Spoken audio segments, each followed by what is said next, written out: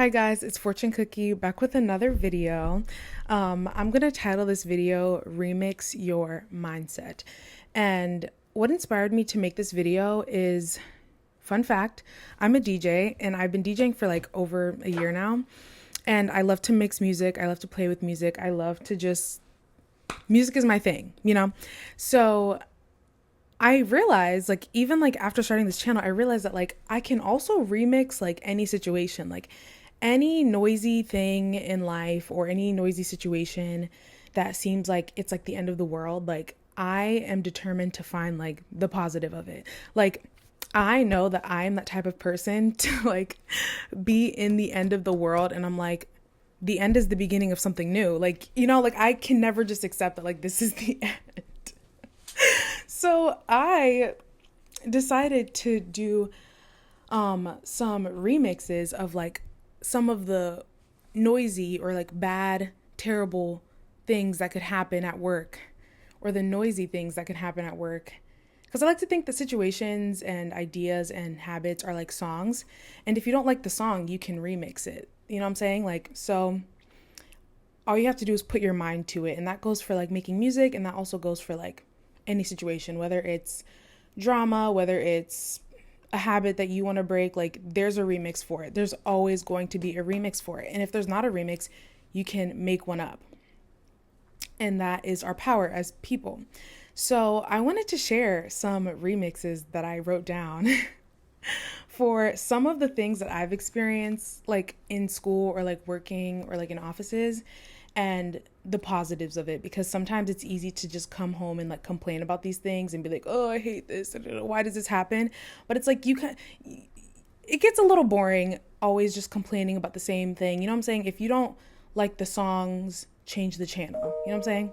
So one thing that I used to struggle with a lot was deadlines. Like, I would miss a deadline and I would be like,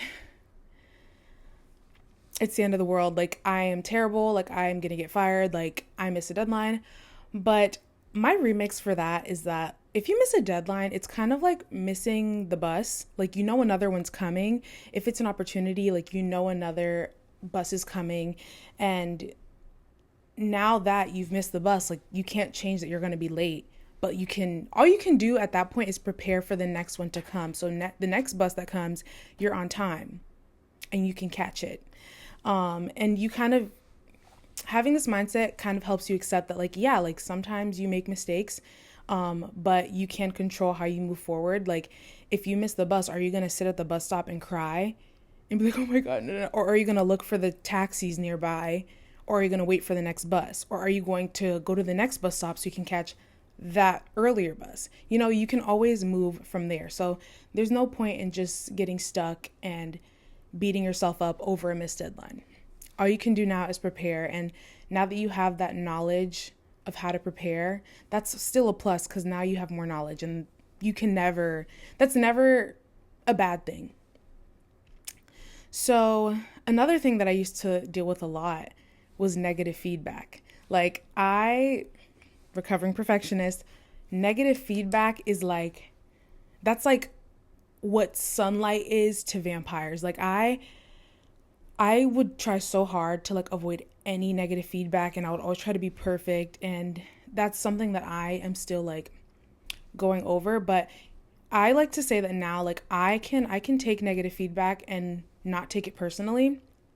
Because for me, it's like when someone says something harsh or when someone gives me harsh feedback, I kind of see it like the way, I kind of see harsh feedback as like a Simon Cowell moment. Like, if you're watching like The X Factor and a contestant cries when Simon Cowell says something, like, you're probably kind of going to be like, okay, this is what you signed up for. Like, we know that this is Simon Cowell. Like, we know that he's like the critic.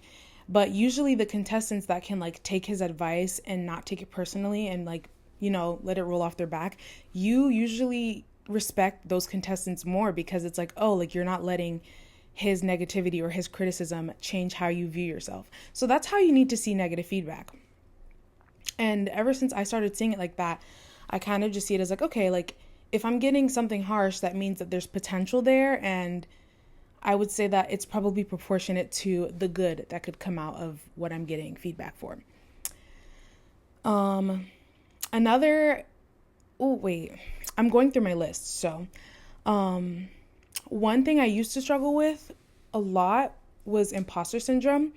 And I used to always think that like I didn't deserve to be in the rooms that I was in, or that I just got lucky, which I am pretty lucky, like I'm not gonna lie, but um I used to my luck blinded me from whatever. But yeah, I used to struggle with imposter syndrome. But then I like sat and I thought and I was like, wait, like if I am the imposter, that just means I'm smarter than everyone because I was able to fool all these people into thinking that I was as smart as them. So if anything, everyone else is the imposter because you let me infiltrate your quarters. You know what I'm saying? So like imposter syndrome doesn't really make sense anymore because if you don't deserve to be there, that just means you're a really good con artist. Like you don't need to be in that room. You need to be a con artist.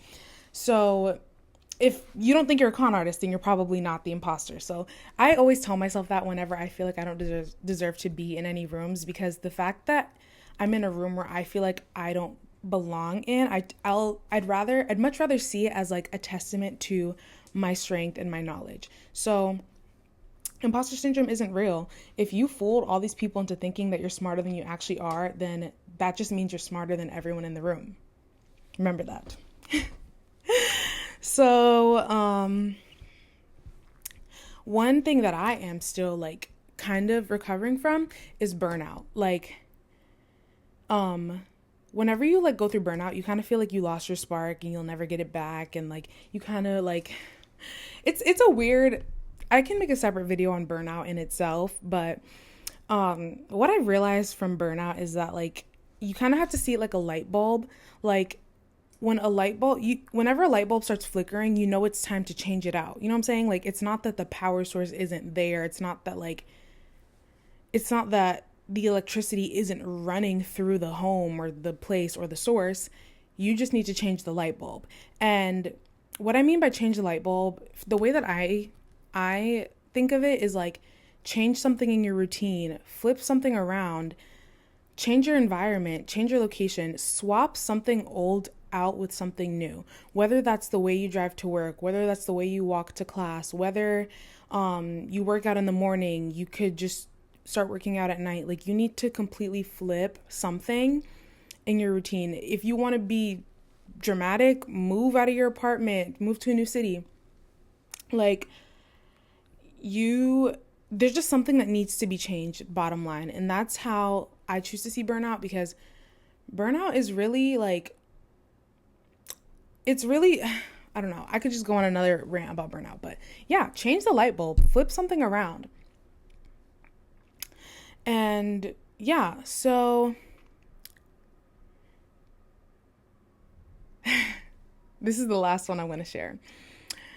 So if you find yourself in like a toxic environment, work environment, school environment, friend group, I'm a firm believer, traumatize everyone back. Traumatize everyone back. Like, make your exit plan and traumatize everyone back. I am a firm believer that you don't have to adapt to people's toxicity. You don't have to adapt to people's poor treatment of you.